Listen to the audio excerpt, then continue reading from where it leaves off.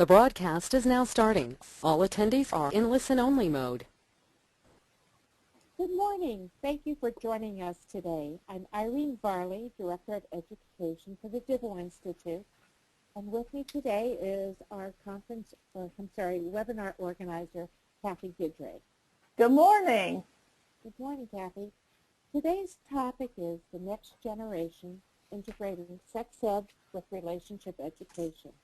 And our guest presenter is Marlene Pearson. Before we begin, I would like to point out a few housekeeping tips.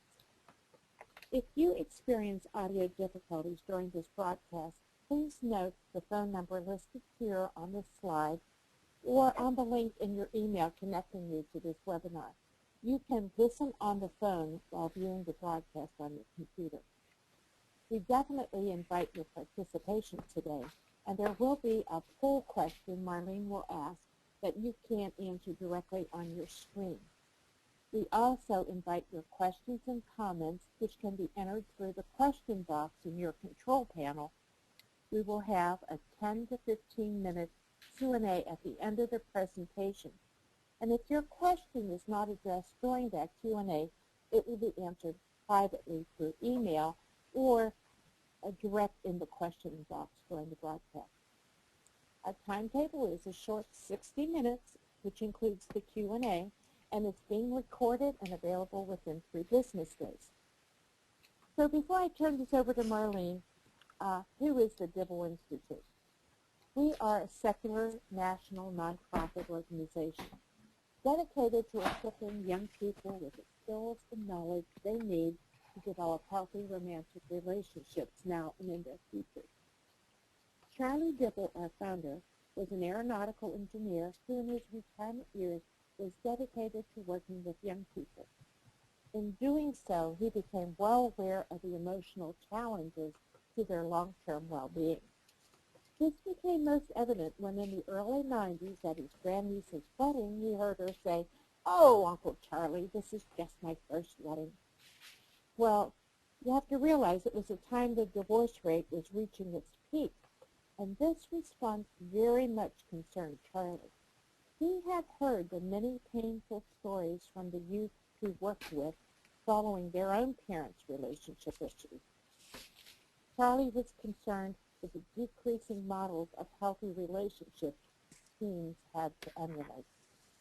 To make a long story short, Charlie quickly realized little was being done to address the development of skills needed to form successful, healthy relationships. In 1996, with the cooperation of fellow business colleagues, educators, and friends, he founded the Dibble Fund, now known as the Dibble Institute. Charlie's vision was to have accurate, unbiased, and timely research-based information available for you. And we pride ourselves in remaining true to Charlie's vision. And in keeping with that vision, I am so happy today to introduce our presenter, Marlene Pearson. Marlene has been an author with Dibble Institute for over 10 years now, and besides creating programs addressing pregnancy prevention, youth development, and intimate violence prevention, she is a sociology instructor at Madison College in Wisconsin. Her program, Love Notes, is currently in a federal pregnancy prevention study in the Tier 2 track of promising and innovative new approaches. She has also developed Relationship Smart Plus, found on our website as well, a 5-year evaluation which recently completed on it in the state of Alabama with over 8,000 diverse teens. It and Love Notes, which is an adaptation of Relationship Smart, are listed in the National Registry of Evidence-Based Programs and Practices, which is a service of the Substance Abuse and Mental Health Services Administration.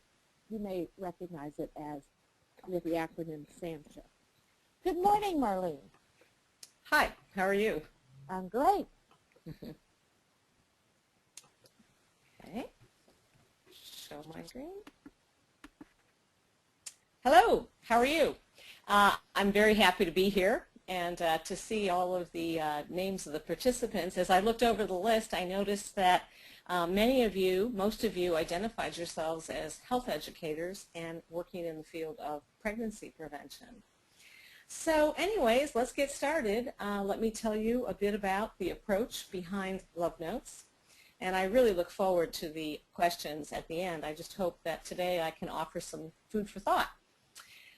Anyways, it seems to me, I want to start out by saying it seems to me we all share three very, very important goals: pregnancy and STI prevention, date violence prevention, and healthy relationships. But for the most part, these three goals tend to lie in separate fields, and they are typically addressed in separate programs. The proposition behind Love Notes is that maybe an integrated approach might actually strengthen all three goals. So let's start with healthy relationships. I mean, I think everybody wants healthy relationships for youth, but the question is, how does the ability to form healthy and safe relationships, how does it actually relate to a youth's sexual decision-making and sexual behaviors? And when you think about it, how do teens make wise sexual choices if they know little about healthy relationships? Maybe they haven't seen many around them. Maybe they've never really thought about what's important to them in a partner or a relationship. And maybe they have no idea how to assess a relationship, how to know if it's worth it, if it's healthy, if it's safe. Certainly, I think we could say youth are not given a roadmap today for navigating their attractions and their relationships. And when it comes to sex, what if you've never been encouraged to think about sexual meaning? What if you have no real understanding of intimacy beyond physical connection? What if you've never really thought about what you would want deepening levels of physical intimacy to mean, and how to pace it? I mean, physical intimacy is not all or nothing. I mean, there's this whole continuum from holding hands, hugging, kissing, onto more intense kissing, to caressing, to sexual touching, to intercourse. You know, without thinking about some of these things, the question is, how well will that teen do in making smart sexual choices? I know that we often say to teens, define your sexual values, establish your boundaries. But here's the question. How do you do this in any meaningful way if most of your cues and most of your scripts come from the popular media and peer culture? And I think this is the place where youth need a lot more support. Support in thinking about defining their values, their boundaries, deciding what they really want, and how they want to pace it. I think that's where the big deficit is. I mean, after all, we can offer the health toolkit, information about pregnancy, STDs, about birth control, condoms. We can teach refusal skills, practice, negotiation. But the question is, where's the motivation to engage those skills? Where's the motivation to use those skills, to use the knowledge, to use protection if they're sexually active, or continue to wait or to delay if that is their choice? Frankly, it takes a lot of motivation. You know, when you think about it, it takes a lot of motivation to avoid pregnancy and STIs. You know, any way you cut it, whether it's you're sexually active and you need to use birth control and condoms, you know, correctly and effectively each and every time, that takes a lot of motivation. To abstain, perhaps you've decided you want to wait until you're married or engaged. That takes a lot of motivation. It also takes a lot of motivation to pace physical intimacy much more slowly than the popular culture models right now. And in a nutshell, health information and health knowledge and even access to birth control and condoms, while extremely important, alone doesn't do it. I think teenagers and young people, young adults, it's motivation. They need positive reasons to motivate them. It's not just what to avoid, but what they want. And in thinking about that, youth are rarely asked to think about sex beyond the usual health paradigm. In fact, I think youth get very little guidance or instruction when it comes to developing healthy relationships or thinking about sexual meaning. And yet, these are the things that might help youth define a context and a pace for sexual intimacy that's responsible, that's personally meaningful, that's protective of one's own aspirations in life. And so encouraging teens to develop that kind of what I would call a North Star, what they want, not just what they want to avoid, that might really help motivate them. Because after all, sex isn't just about the body, knowing how it works, what's risky, how to protect yourself, all that's critical. But sex is also about the heart. And so that's sort of my introduction to Love Notes, that we may need integrated health and heart-based approaches. And that's what I think healthy relationship can really add to pregnancy and STI prevention, and also help teenagers steer clear and exit from dangerous and destructive relationships. So what I want to do now is I want to take you through a very quick trip of Love Notes. The major goals of Love Notes are sort of threefold. Helping youth form healthy and safe relationships. Number two, encouraging youth to think about sex in deeper ways that go beyond health. And yet, thirdly, at the same time, provide them with a full health toolkit. Now, Love Notes was designed for more at-risk teens and young adults, including pregnant and parenting youth. But most of Love Notes would probably be applicable to all kinds of youth. The program uses a lot of activities that include drawing, role plays, sculpting, and they all involve relationship scenarios, poetry, short narratives written by youth. Uses popular film, music videos, and there's a very cool workbook that's very personal to help youth apply the concepts and skills to their own lives. Importantly, there's also a trusted adult connection component to every single concept, every single part, every single lesson of the program to extend the discussion to these topics outside the session, the classroom, or whatever, or the group. There are 4 major themes to Love Notes. Knowing yourself, all about healthy relationships and love, the knowledge and the skills, and what I call a health and heart-based approach to sex, and new messages on pregnancy prevention. What I'd like to do is I'd like to run through the first 2 parts very rapidly so I can focus more on how to pull it all together around sexual decision-making and pregnancy prevention. So let's go with the first one, knowing yourself. It really starts with a very basic idea. Good relationships really start with you. The healthier you are, the more likely you'll have healthy relationships. Many at-risk youth do have unmet needs, and they have other difficulties from their past that often lead to poor relationship choices and risky sexual behaviors. And so this first unit is really meant to help teens understand themselves better and to begin to address some of their own growth and development. So some of the activities, and by the way, I'm going to go very fast through this, include learning a lot about your personality style and what it means. It also has a lot to do with examining your past experiences, particularly family of origin, and how that influences current behaviors. Some past experiences have helped youth head in positive directions, others have caused difficulties. The goal here, though, is really upbeat. It's empowerment, helping a teen to identify what to take, what to leave behind, what to work to change. It includes the theme of knowing yourself by encouraging youth to define what qualities are important to them in a partner or in a relationship. They will work on clarifying their expectations and in all kinds of areas about relationships. And then they do some initial life goal setting. Love Notes does use popular media. The film Antoine Fisher is really critical. It frames the entire program, every single concept from looking at the past, healthy relationships, and ultimately meaningful intimacy and thinking about sex in deeper ways is all represented there. It uses contemporary music videos that convey important messages. So now, let's move on to healthy relationships. First of all, I do want to point out, excuse me, a recent Child Trends survey of disadvantaged youth on relationships.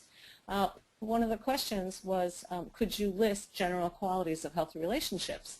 Well, these youth could do a very good job with that in terms of theoretically listing the qualities of healthy relationships.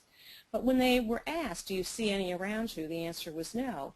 And more sadly, they also said they had little confidence that they would ever be able to achieve a healthy relationship despite their aspirations. So what I think that says to all of us is that teens really do need a much more robust, more comprehensive exposure to healthy relationship education. And that means knowledge, it means insights, but it also means guides, and it means real skills.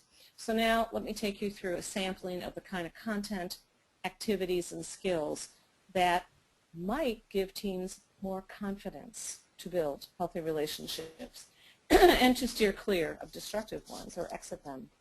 So they do start with brainstorming and identifying, so what makes a great relationship? And actually they do a pretty great job with that.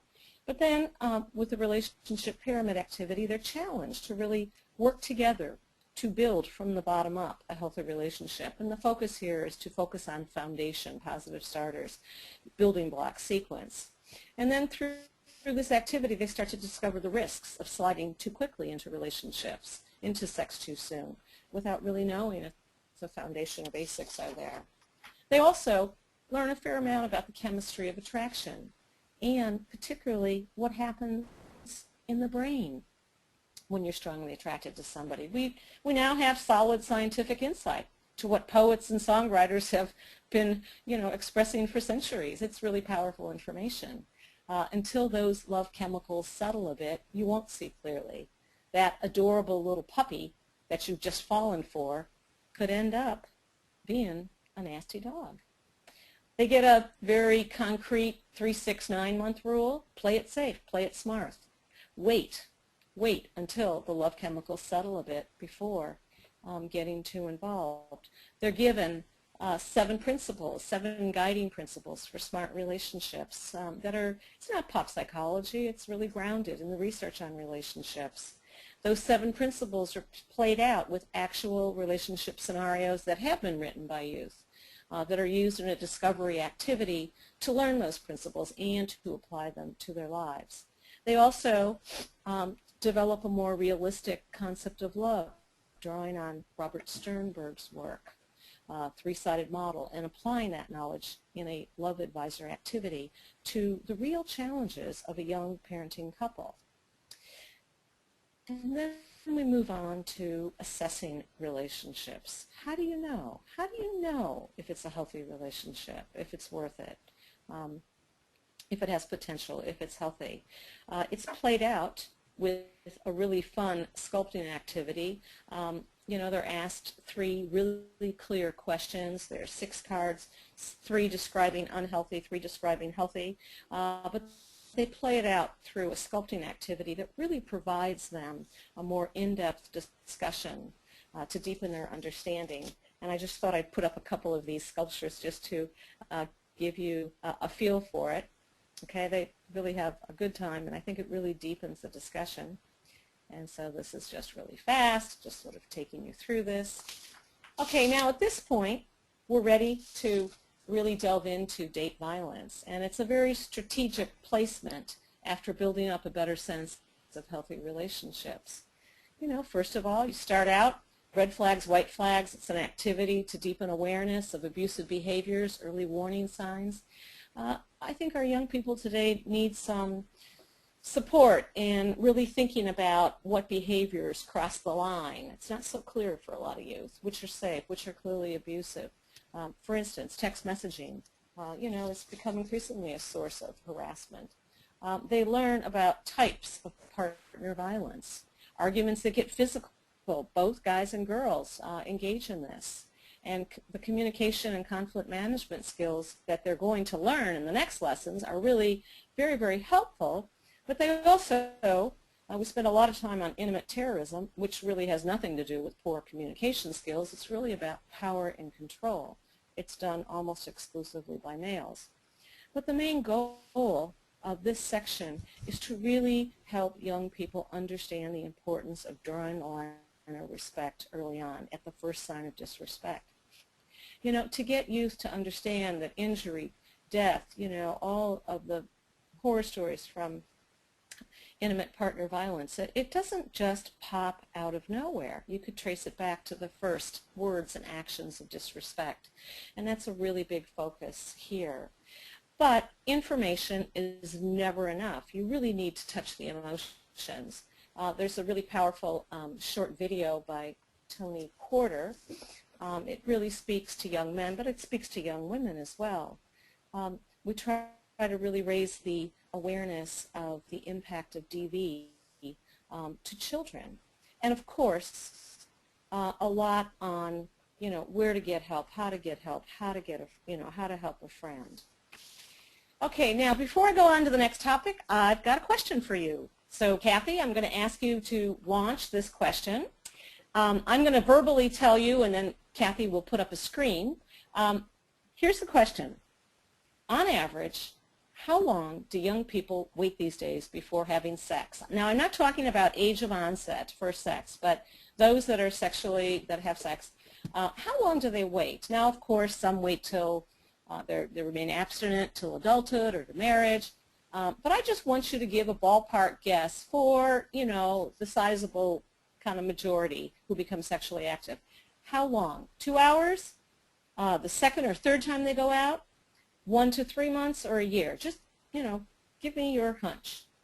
Kathy? Yeah, I'm going to give you a couple more seconds for y'all to complete. Then I'm going to close out the poll. Alrighty, and I'm sharing that with you all.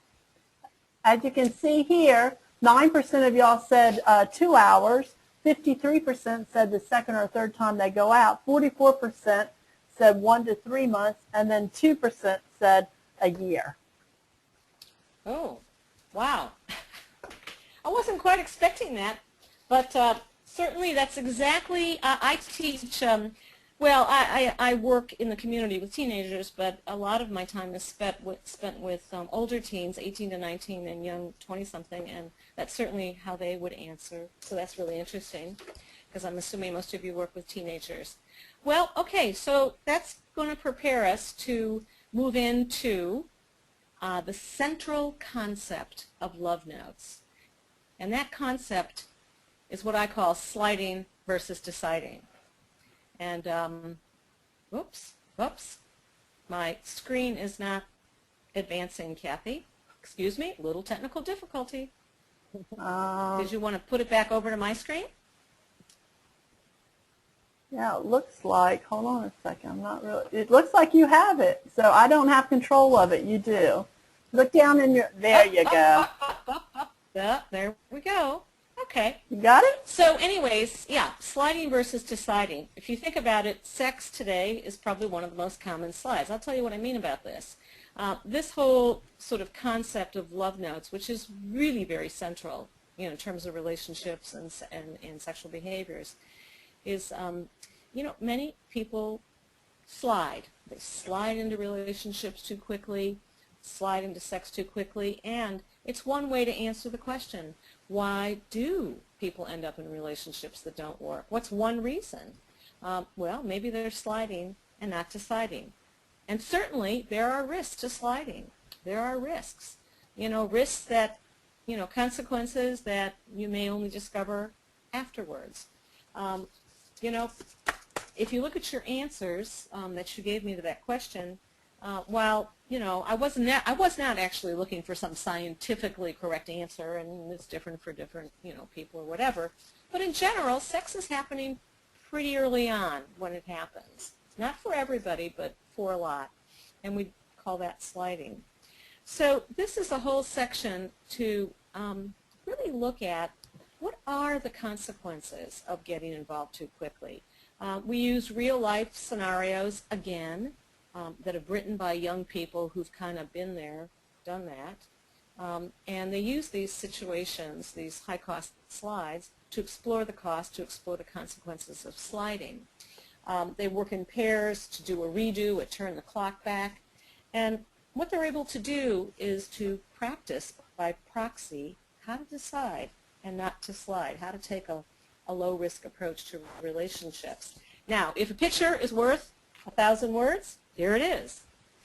You can slide, you can get involved too quickly, you can decide the person's a jerk, and you can always dump them. You can always dump somebody you don't like. So here's this tattoo crossing out the names. We all know people that have names of their partners on their arms or bodies or something like that. But what about this? If the slide involves unprotected sex and an unplanned pregnancy, a child can't dump the parent. And that kind of raises it to another sort of level of consideration.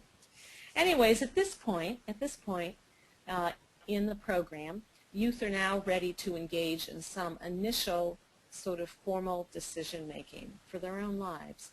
And it gets them thinking about the kinds of decisions that they could make regarding relationships, even the smallest that you never really think about making. Like, am I ready to be known as a couple? Am I ready to say I love you, to start kissing, getting physical? Am I ready to change my Facebook status? On to, am I ready to have sex? Do I want to continue to have sex or whatever? But they're given a very kind of formal sort of decision-making process where they're provided with a whole slew of items, things that might be really helpful to know or to find out to make those decisions. So it kind of brings it more to life in a more concrete way. Now finally, to complete the healthy relationship section, youth learn and practice a really powerful set of evidence-based skills to improve communication and the handling of conflict. They become aware of what the key patterns are that tend to often build up and harm relationships, actually relationships of all types over time. And then they learn a set of skills that can help them reduce those negative interactions, stop before they go too far, exit these negative interactions. So the package consists of the timeout skill, some really powerful emotional anger regulation skill, the speaker-listener technique. How do you come back and talk about very sensitive or very high conflict issues so it doesn't go crazy? They learn a strategy for how to raise complaints and how to raise issues gently so actually they're heard and not ignored. They also learn how to recognize and deal with hidden issues under everyday arguments, and they're taught a problem-solving model. Now, when you think about it, these skills are not only, really important for maintaining. It's one thing to form a relationship. It's always sweet in the beginning, but it's over time. It's over time. How do you maintain? How do you prevent some of those negative interactions from building up and overwhelming your positive sense about the person? But these skills are also really, really critical for co-parenting, whether or not the couple stays together. Absolutely critical. They're also really important for negotiating with a partner, for how to pace a relationship, how to plan for sexual choices, for their refusal, their delay skills, or whatever. In my book, I would love it if there were, just every high school in America. You didn't get out of high school till you learned these skills. They're so useful for all relationships. And anyways, so all of this so far now has laid the groundwork for moving into the sexuality units, where they can draw on the healthy relationship insights. So let's dig into that. So this first part of this theme, this unit, this first section, is really about helping teens define a context and a pace for sex that's personally meaningful and responsible. It encourages them to identify their sexual values, their boundary lines, how they want to pace the physical side of their relationship. And pacing really is the big idea here. And to engage youth and to deepen their reflection, this segment will use activities that draw from poetry and stories and quotes from youth. It'll use music videos, and it'll also use some short films. So it starts with really a set of provocative questions. So like, what makes for good sex? Is it looks? Is it body size? Is it techniques? Do guys and girls think the same way about sex? Does it depend on what? Clearly there's two types of sex that are prevalent today. There's relational sex, and that's sex in the context of a relationship or a marriage. It's sex that has meaning, involves tender feelings, teens, love, and then there's casual sex, sex without special meaning, and maybe not even within a relationship. But then we ask some questions, just sort of food for thought. Can you have meaningless sex? Can you leave your feelings out? Can it actually get more complicated, even if you went into it just as a physical thing? And really importantly, are partners on the same page? And what does that mean when they're not? So to think about these questions, one of the things we do is start out with a music video, SEX by Life Jennings. It's about a young girl. She's really attracted to a guy, and the singer has a message. And, you know, the refrain is pretty much, think before you let it go, think before you let it go. This video, and by the way, I love music videos because there's so much visually that you may not even just get with the lyrics. But it picks up the themes of sliding versus deciding. It picks up the theme of really thinking about what you want and whether you're both on the same page. And then there's a whole series of questions to lead discussions. There's questions directed to guys, questions directed to girls. And by the way, this curriculum is very inclusive of sexual orientation. I mean, part of this discussion is also, you know, what about two guys not being on the same page, or two girls? What does that mean? Just because lesbians and gays can't get pregnant, well, they can get STDs, but they also have hearts and they have emotions. Then we transition into a discussion on intimacy. Most people hear that word, they're intimate, and think, oh, they're having sex. Well, physical connection is one part, but there are 5 other important dimensions. You know, there's verbal intimacy, emotional intimacy, social intimacy, spiritual, the intimacy of trust and commitment. And then, of course, physical, it's not all or nothing. There's a whole continuum. But to deepen their understanding, there's a story about a teen couple that's read aloud. And they get a worksheet to really analyze this relationship for how connected they are on these dimensions and how intimate they really are. And then they're asked a whole series of questions, those questions that really help them think about the health of that relationship, the quality of that relationship, and what would happen if there is a pregnancy that occurs. So the emphasis here is really on helping you think about the context, what they want, whether they're on the same page, and the health of the relationship. And that leads into a discussion of the pitfalls of what I call sex too soon. Teens hear a lot about health risks, but they don't hear a lot about the emotional or the social risks. And so there's a lot that we could really discuss here. And then we move into what I call Sex Basics 101. And it really might help explain why two people might not be on the same page. Pretty basic information on hormones. You know, young males have lots more higher levels of testosterone than females. What does that mean? Females have higher levels of oxytocin, which is the hormone of attachment, bonding, trust. It's triggered by touch. Females have more on average, and they get a big surge with sexual touch and during and after sex. What does that mean? The sexual arousal process. You know, the body goes through a whole set of physiological changes. There's a lot of similarities, but there's some important differences. One difference is in time. You know, for a young male, the time from beginning to orgasm, ejaculation is 30 seconds to 4 minutes. For females, on average, it's 10 to 20 minutes. So that's kind of interesting. How does that affect things? And at this point, then, we introduce some poetry and short narratives. There's one powerful poem written by a woman from Milwaukee. It's a young woman, to use the cliche, who is looking for love in all the wrong places and then really sort of comes into her own. There's a story of a young man, Brad's story, looking back on his choices. Anyways, that I think really is useful for, you know, deepening reflection, and they're very real.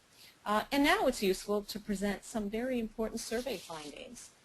If the majority of teens, which we do know from some important national surveys, who've had sex, wish they've waited, didn't turn out like they wanted to, well, youth now, that finding makes a lot more sense. They have a clear context for understanding that.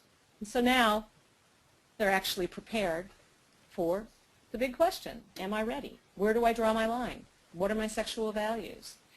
For this section, we start with a very cool film from an outfit called Scenarios USA. They're very big in my book. We use a film called Toothpaste. The scripts of all these short films are written by teenagers, and then they are produced by award-winning Hollywood filmmakers. They're not too long, but they're really powerful. They're very real. So this particular film is about two best friends, two relationships, and the different decisions they make. One couple has a really sweet, healthy relationship, and the other one is kind of opportunistic. Both girls are talking about should they have sex. Well, they go to a party. Each couple retreats to the bedroom, and you sort of see what happens. Again, it's very, very believable. One girl is pressured, and there's a great discussion set up afterwards where it involves the group in designing better responses to her situation, to her boyfriend. And then we also discuss the other couple. The other couple, they actually decide to wait on sex. But the fact that they can talk about it, they make a clear decision, they're not sliding, and that they can also talk about protection, and they can talk about condoms. That's really important, I think, for young people to see. But anyways, now they're a little more prepared. It's that kind of upfront work I was talking about where the deficit is. Now they're a lot more prepared to think about what are their boundaries, what are their values. So looking at this scale of physical intimacy, where do you draw your line on this scale? Or where would you draw your line if you could do things over? Or where will you draw your line next time? And then how does that relate to your values? What does a particular level of physical intimacy mean to you?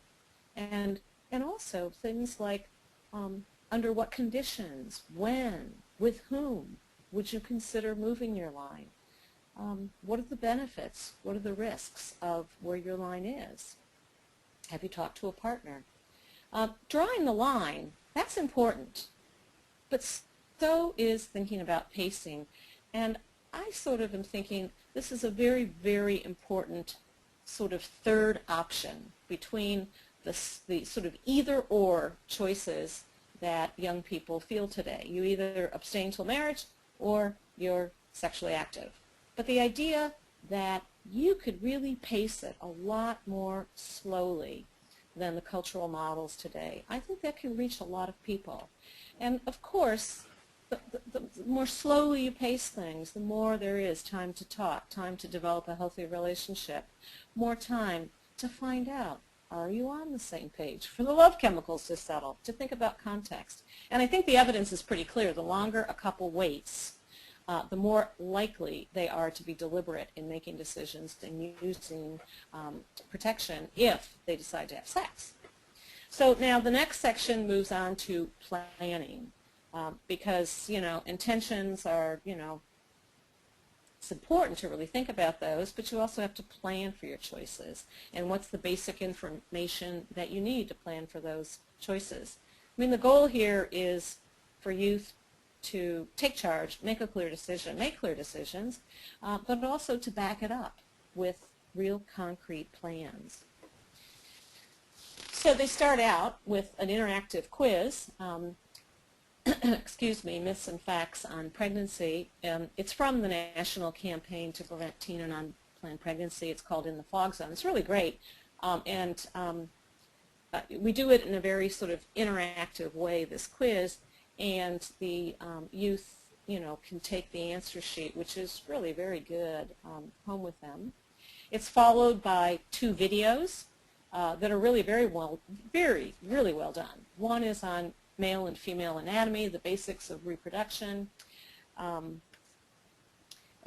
the other one is on birth control, starting with abstinence and going through the other forms, showing how they work, how to use it, how to get them, the cost, and there's a cool little pocket protector from the National Campaign. It's you can't hardly tell from the slide here, but it's only like about 1.5 inches square, and it's like an accordion. And it's got some interesting little myths and facts, and then each little square has a different birth control method. And then they're encouraged, or right in the session, you browse the national campaign's website, www.stateteen.org, which is just chock full of information, very interactive. And then for older and pregnant and parenting youth with partners, there is the other website, bedsider.org. Then we move on to STDs and HIV. The presentation is very clear, very straightforward. There are very graphic slides to review the basics on symptoms, transmission, treatment, etc. They get brochures. These also are really, they open up and they're pretty big and they're very good to take home. But again, you have to touch the emotions. You need to make it real. And so here again, we use one of the short films from Scenarios USA. The focus here is HIV. But that really deepens engagement. It's about 3 girls and each of their relationships. And one of the girls is a teen parent. You really kind of see their relationships, you see their attitudes, you see the pressures they face and their sexual behaviors. It's very real, very believable. Of course, it was written by teens, no wonder. And it really integrates this whole topic of healthy relationships with sexual decision-making, behaviors, and consequences. So after they view the film, they really do a quick little review of the concepts, and then there are these activities that we've designed that really help teens help the participants brainstorm ways that the teen could have avoided what happened in the film in the final activity. And a way to actually look at these relationships and risks and benefits, and it just really makes it very real. Okay, so now they're ready to develop their own personal plans. And again, you need a plan any way you cut it. If a person wants to wait on sex, they need a plan. If they want to pace it more slowly, they need a plan. If they're sexually active, they need a plan, and they need to be very detailed and concrete. Again, if you're going to wait or pace things slowly, it's not good enough to have intentions. You have to have your values and reasons in line, but you also need a real sense of rules and agreements on touch, on time, and how you're going to make sure that as time goes on you don't just slide. That, it's always a decision. And if you're sexually active, you also need a really concrete plan. What is the birth control plan? What is the condom use agreement? What about regular STD testing? And what about some basic things that couples, heterosexual couples particularly, really need to discuss before they have sex? What if a pregnancy, we've all known people that have gotten pregnant and they have never talked about what might happen. Do they see eye to eye on some really big issues? So anyways, then this is followed by a whole set of role play activities to practice how do you bring up the subject, when do you bring it up, discussing your intentions, your boundaries, how you want to pace things, and also refusal skills, how to negotiate, exit strategies. A lot of young people, I was just talking with a group of young people yesterday that, they need to be taught a whole lot more. I call it exit strategies for sticky situations. Okay, I'm in that situation. How do I get out? I'm in the bedroom, whatever. So anyways, there are a whole series of role plays that they practice on this. Finally, now I'm winding down, there's a reinforcement lesson on pregnancy prevention that has a new message. When I think about most of our pregnancy prevention messages, they tend to focus on a teen's or a young person's self-interest, as in, how you're going to have support payments, you'll lose your freedom, it'll be stressful, it'll be hard to finish school or whatever. The focus is on self-interest. Well, I think encouraging youth to consider, sort of switch the focus. How is a child affected by an unplanned pregnancy? To see it through the eyes of a child. personally, I have found this to be far more engaging and motivating. So the activities, they start with designing an ad for an unborn child looking for a family. Of course, children don't get to pick their families or their parents, but if they could, what would they want? And actually, generally, young people, the most high-risk, disadvantaged youth, generally do a great job. And that list, then, is really used to generate a discussion of how, following a sequence of finishing school, establishing a healthy partnership, a healthy marriage, how would that help parents to provide those things? And, I think this is a way to start to help young people understand a connection and a sequence that far too many youth are missing today. That a healthy partnership, a healthy marriage before children really, really matters. It's not a value statement. It is borne out clearly by the research. And I think that's a connection we do really need to help people. And there's also a success sequence for youth that already have the child. Focus on your child. Finish school. Don't slide in your next relationship. Wait on a second child. Well, there's other things too, which I'll talk about in a minute. The next thing we do is move into the role of males in family formation. I think we really leave males out. By the way, males are talked about a lot through the whole program, the whole curriculum.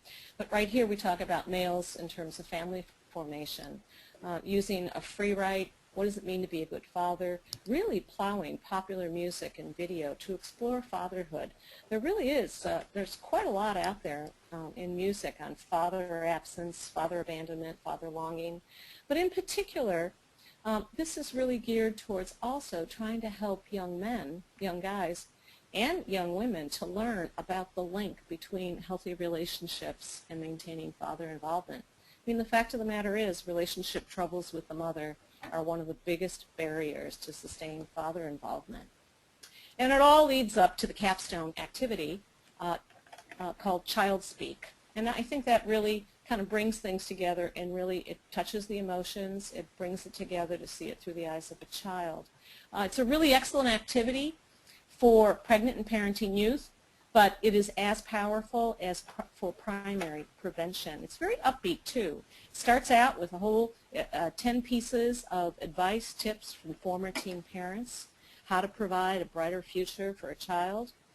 If you look at 1, 2, 3, it's probably hard to read there, but it's really about taking a hard look at the relationship and assessing it. I mean, this is where we don't really give very many young pregnant and parenting youth much help. Not all those relationships are viable. A lot aren't. Some are really downright dangerous. They need help to exit them safely.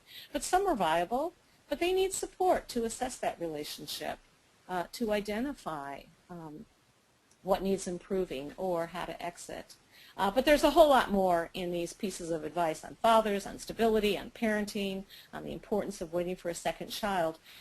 But the way in which this activity is played out is they work in pairs, and each pair takes a point and turn it around. They pretend they're the child, and they create these dialogues. They are the child, the parents are not following the advice, and the child is going to say how it feels. Very, very powerful.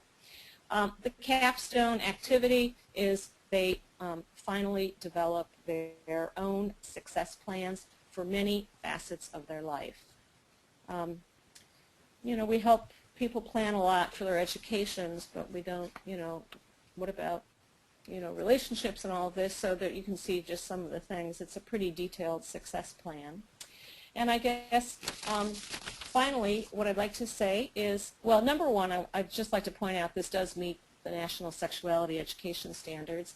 But my final message is that I really do think that we need messages that can stick beyond high school. Most teenage pregnancy is among 18 to 19-year-olds, and unplanned pregnancy is mostly among unmarried young adults in their 20s. And clearly, it's a contributing factor to poverty, child poverty, poor outcomes for children.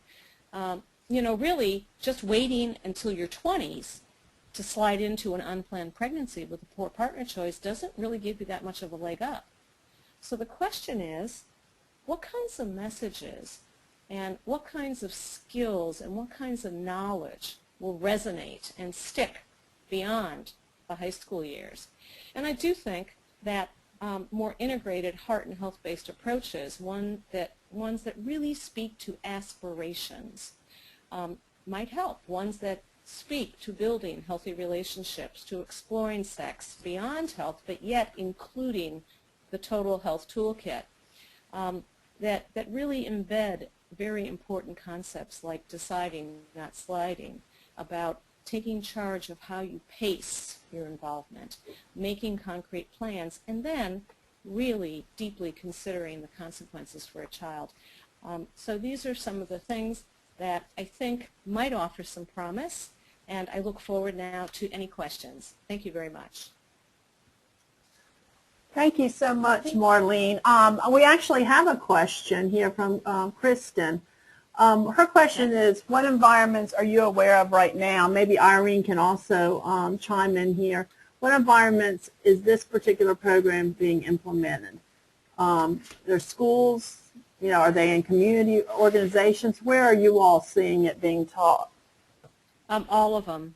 Certainly in schools, certainly with some pregnant and parenting teen programs. It's also being used in some two-year colleges, but also too community-based organizations. Youth Build USA, they have 225 sites around the country. They deal with 16 to 24-year-olds whose lives are a bit off track. It's a really great program. Irene, there are community centers, and Irene can answer more. Exactly. But, public health also. Oh yeah, yeah. I think I've seen, and in health Yeah. education, grads programs for those that are familiar with the graduation and pregnancy programs within school, teen parenting programs. Yeah, really it's kind of being used in the community and in schools. There's also some programs in youth corrections too using it. Okay. Job Corps did some pilots with it. Great. Well, it sounds like it's being used all over. Oh, foster care. Lots of Excuse me, different. foster care. It looks Foster like care too. I forgot. Thank you, Marlene and Irene. It looks like it's being used in all different arenas.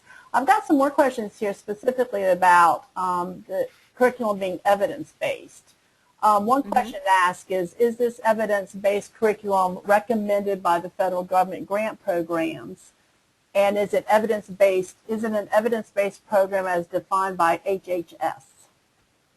Would one of you like to answer that? I don't know about HHS, but it is on SAMHSA, which is pretty important.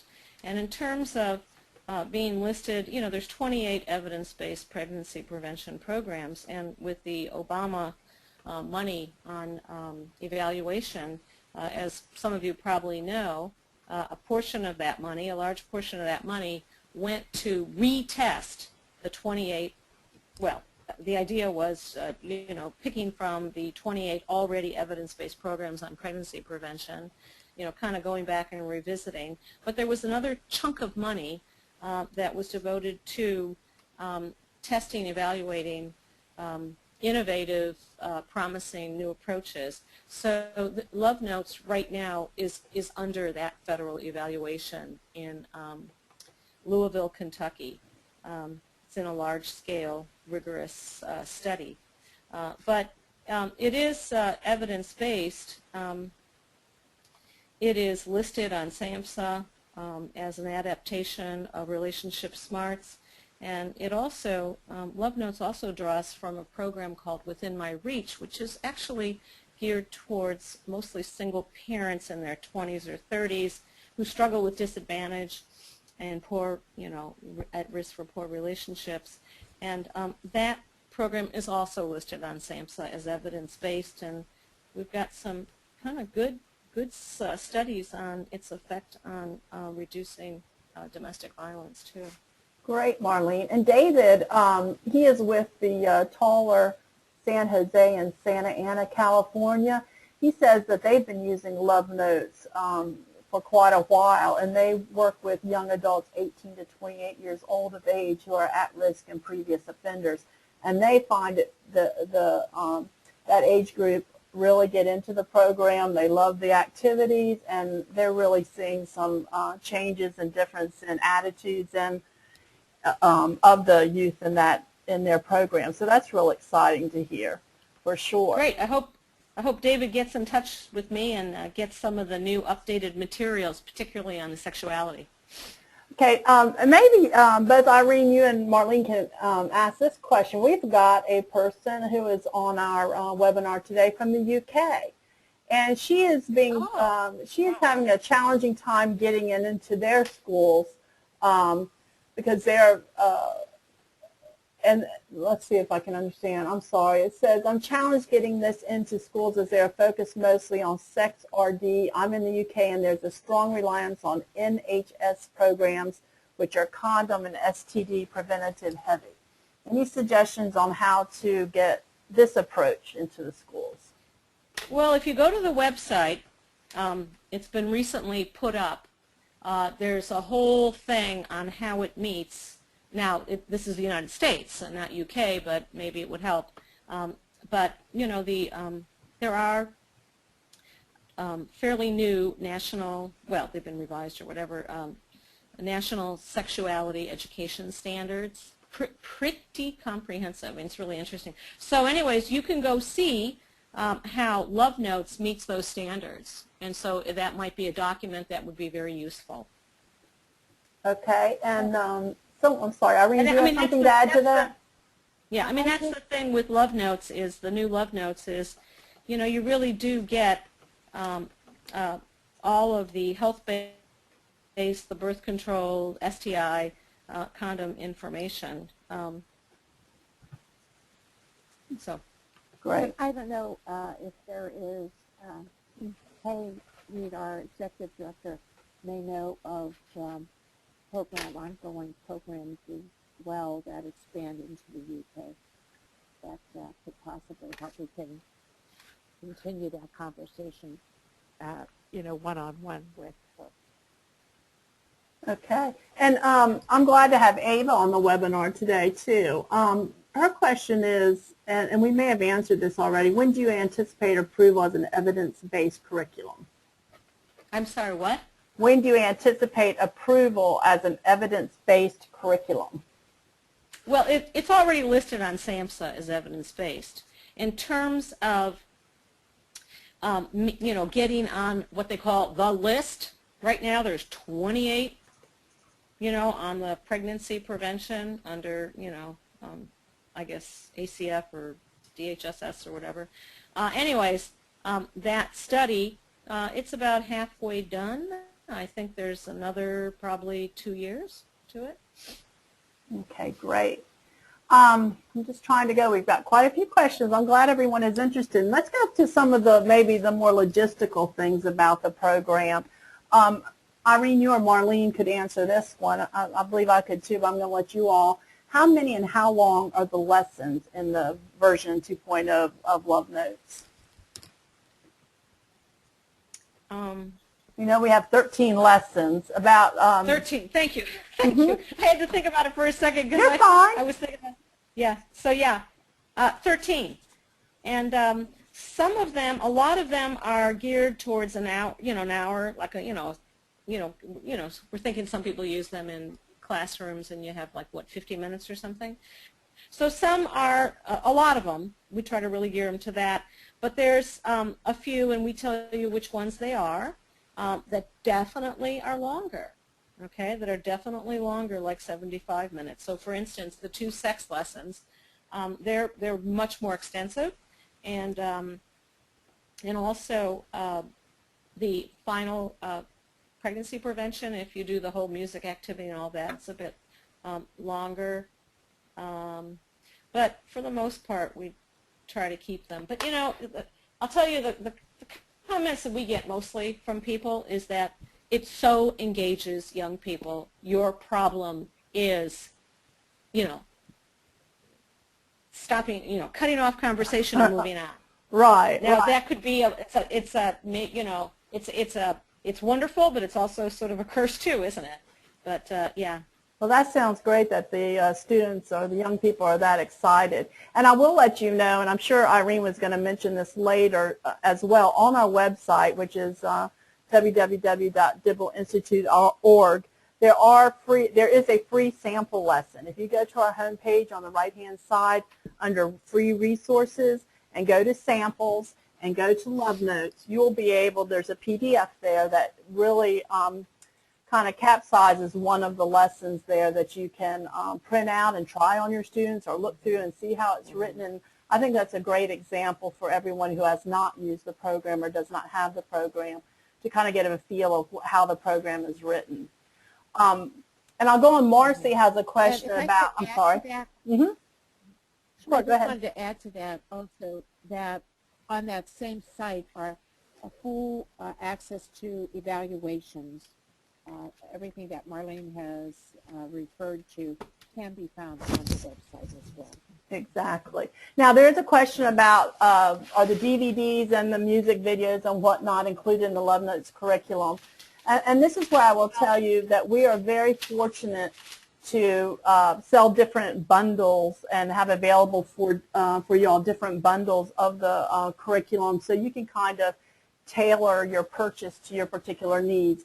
And that's also on our website, but the instructor's manual that comes with a workbook and some of the brochures, that begins at $3.99. And then we do have different packages that include some of the DVDs, and that goes for $5.99. We actually have a whole group set that would service one group of about 30 students. And that is $7.99. I'm sorry. And these are discounted prices than if you would buy them separately. But you are welcome to go on the website and you can purchase the videos separately and the brochures separately in case you need more of those. So, and you can contact me, Kathy, and I'll help you go through that as well. I'll just clarify one thing. The DVDs on reproduction and on birth control, and the short films from scenarios, you know,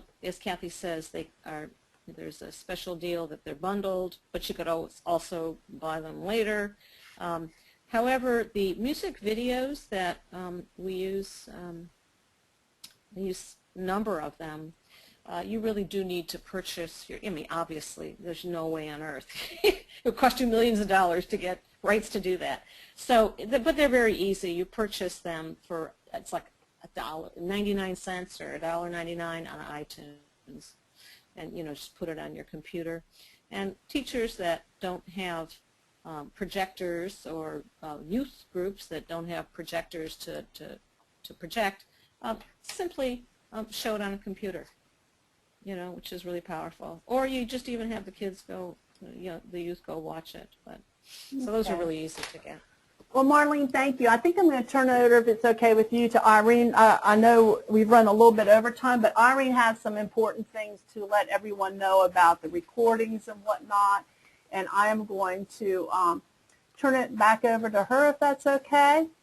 And sure. And if anybody has questions, you can get my email from Kathy or Irene, and I'm happy to help out in any way I can. Thank you so much, Marlene. Okay. And we are ready. Irene, it's your turn now. Okay. Thank you, Kathy. Thank you, Marlene. This discussion, I know, could go on and on. It has really, there's so many places to go with the various segments that you touched on throughout the curriculum. And at the end of this broadcast, when you close, there will be an evaluation opportunity. If there is anything specific you'd like to see Marlene handle in the future, let us know, as we will consider that as future webinars. Thank you so much again for joining us today, and we look forward to keeping in touch with you through either our e-newsletter, which comes out monthly. You can also look at our website, www.dibblelinstitute.org. We invite you to like us on Facebook, that's for sure, Follow us on the Gibble Institute LinkedIn group. And then also, as Kathy mentioned, the free sample lessons and the evaluation. I also want to keep in mind that any order made within 30 days of this live broadcast is eligible for free shipping, which is a 10% savings. Our regular second Wednesday webinar is next May 8th, turning Mike's bad day into a good day, relationship skills for students with autism and learning disabilities, featuring Nancy Knoll, who is a sexuality teacher with special needs students. If this does not meet something you might be interested, perhaps you know another teacher who deals with the same situation, relationship skills, sex education for the autistic or the special needs student. I invite you, therefore, to keep in touch with us, and we look forward to seeing you again on the webinar. And this is Irene Barley, wishing you happiness in life through your healthy relationships, and have a wonderful day. Thanks again, everyone. Thank you. Thank you.